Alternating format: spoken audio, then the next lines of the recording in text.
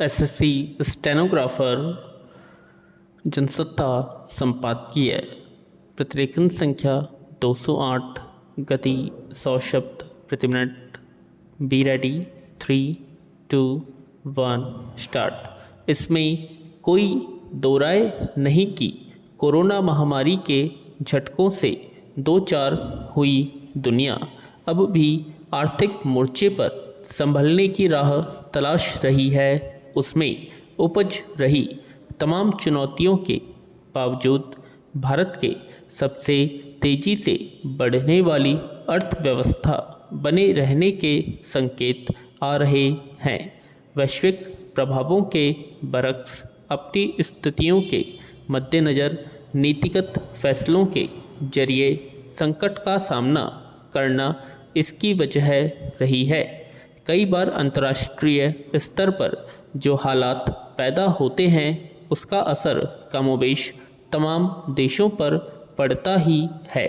हालांकि आर्थिक वृद्धि दर के मामले में भारत के रिकॉर्ड को देखते हुए उम्मीद की जा रही थी कि आने वाले दिनों में इसका आंकड़ा 6% से ज़्यादा रहेगा, मगर अंतर्राष्ट्रीय मुद्रा कोष यानी IMF ने अपने एक ताज़ा आकलन में चालू वित्त वर्ष 2023-24 के लिए भारत की आर्थिक वृद्धि दर का अनुमान 6.1% से घटाकर 5.9% कर दिया है। कहा जा सकता है कि यह कोई बहुत बड़ा फेरबदल नहीं है, लेकिन आर्थिकी के ढांचे में इतना या इससे भी कम बिंदुओं पर आने वाले फर्क का अर्थव्यवस्था की समग्र तस्वीर पर व्यापक असर पड़ सकता है। पैरा हालांकि इस मामले में यह स्थिति अकेले भारत को लेकर नहीं है। IMF की ओर से वैश्विक आर्थिक परिदृश्य को लेकर जनवरी में अनुमान लगाया गया था कि 2024-25 के लिए वृद्धि अनुमान दर 6.8% रहेगा, लेकिन अब उसे पूर्वानुमान को घटाकर 6.3% कर दिया गया है। जाहिर है दुनिया भर में उत्पादन और सेवाओं में उपज रही चुनौतियों के मद्देनज़र आर्थिक मोर्चे पर जो उतार चढ़ाव आ रहे हैं उसी की पृष्ठभूमि से मंदी के संकेत भी सामने आ रहे हैं। इस वैश्विक उथल पुथल से शायद चाहकर भी कोई देश अछूता नहीं रह सके। जहां तक भारत का सवाल है, IMF ने आंकड़ों में भारत में आर्थिक वृद्धि दर में गिरावट की बात तो कही है, इसके बावजूद उसका कहना है कि यह दुनिया में सबसे तेज़ी से बढ़ने वाली अर्थव्यवस्था बना रहेगा। इससे यही पता चलता है कि अगर कोई देश बुनियादी रूप से अपनी ज़मीन मजबूत रखता है तो उसे अचानक उपजे उथल पुथल का सामना करने में भी मदद मिलती है। जिस तरह के आर्थिक झटकों से उबरना दूसरे देशों के लिए कई बार बेहद मुश्किल हो जाता है, उसमें भी भारत न केवल हालात का सामना करता है बल्कि अपनी रफ्तार को स्थिर बनाए रखने में भी कामयाब रहता है। पैरा लेकिन यह भी ध्यान रखने की ज़रूरत है कि अगर रोजगार के मोर्चे पर मौजूदा स्थिति बनी रही, बड़ी तादाद में लोगों की क्रय शक्ति में लगातार आ रही गिरावट की वजह से मांग में नरमी बनी रही तो इससे बाजार प्रदर्शन में कमजोरी आएगी। जाहिर है इसका सीधा असर उत्पादन में गिरावट और उसके मुताबिक भारत की आर्थिक वृद्धि दर पर पड़ेगा। यह दूसरे देशों की अर्थव्यवस्था को भी प्रभावित कर सकता है। गौरतलब है कि इससे पहले फरवरी के आखिर में भारतीय रिजर्व बैंक की मौद्रिक नीति समिति की ओर से भी देश की कमज़ोर आर्थिक वृद्धि दर को लेकर चिंता जताई गई थी। अगर इसमें सुधार के उपाय नहीं किए गए तो यह स्थिति बढ़ते श्रम बल की ज़रूरतों को पूरा कर लिए पर्याप्त नहीं होगी।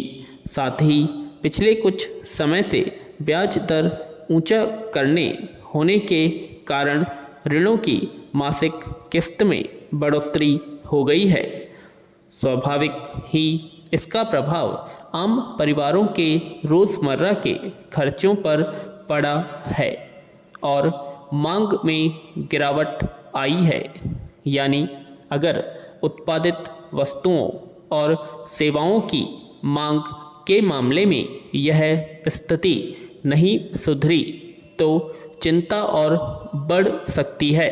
पैरा तमिलनाडु में राष्ट्रीय स्वयंसेवक संघ यानी RSS की ओर से पथ तमिलनाडु संचलन के मसले पर सुप्रीम कोर्ट ने जो फैसला दिया है वह एक तरह से लोकतंत्र का वह आम सबक है जिसमें विभिन्न विचारों को जगह देना और आम लोगों की सुरक्षा सुनिश्चित करना सरकार की जिम्मेदारी होती है।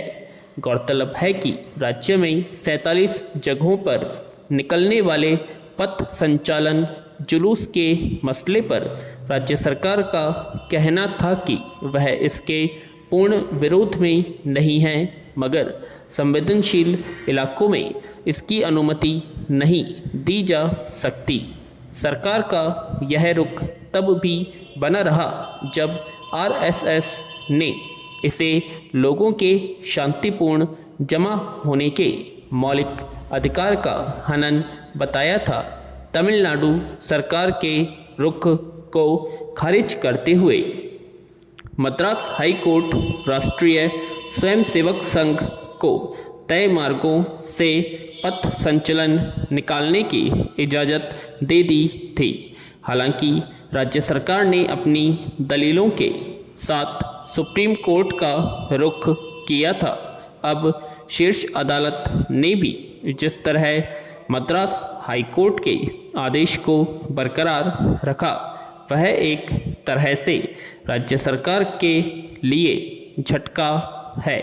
पैरा देश की लोकतांत्रिक परंपराओं के आलोक में देखें तो इस मसले पर सुप्रीम कोर्ट ने रोक ने एक बार फिर राजनीतिक आग्रहों पूर्वाग्रहों पर सोचने और उसमें सुधार का मौका मुहैया कराया है। राजनीतिक व सामाजिक मुद्दों पर काम करने वाले किसी संगठन के जुलूस या अन्य कार्यक्रम के आयोजन से उपजने वाली स्थितियों और उसके असर का आकलन करना सरकार की जिम्मेदारी है। वह उसके मुताबिक उसे इजाज़त देने या न देने के बारे में अपना रुख करती रही है। लेकिन अगर कोई संगठन पहले ही अपने आयोजन के शांतिपूर्ण होने का भरोसा दे रहा हो तो उससे भी किसी को क्यों आपत्ति होनी चाहिए। इसके बावजूद सरकार को परिस्थितियों के मद्देनज़र कोई गैरकानूनी या अवांछित घटना होने की आशंका है तो उसे लेकर सजग रहना और उसके मुताबिक सुरक्षा इंतज़ाम सुनिश्चित करना उसी की जिम्मेदारी है। सिर्फ आशंका के आधार पर किसी आयोजन को बाधित करना एक और जहां लोकतांत्रिक अधिकारों के हनन की स्थितियां पैदा करता है, वहीं सुरक्षा व्यवस्था तय करने के लिए जवाबदेह तंत्र की जिम्मेदारी पर भी यह एक सवाल है। इस लिहाज से देखें तो तमिलनाडु सरकार का रुख पहले भी सवालों के घेरे में था। अब सुप्रीम कोर्ट के आदेश के बाद स्थिति स्पष्ट हो जानी चाहिए। पैरा, यह ध्यान रखने की ज़रूरत है कि हमारा देश अलग अलग विचारों, मतों और समुदायों का ऐसा ठोस समुच्चय है जिस सबके मिलने से ही इसे मजबूती मिलती है। इसमें भिन्न भिन्न विचारधाराओं को मानने वाले लोग और समूह अपने विचारों और आस्था के मुताबिक सांस्कृतिक या राजनीतिक गतिविधियां संचालित करते हैं। विराम।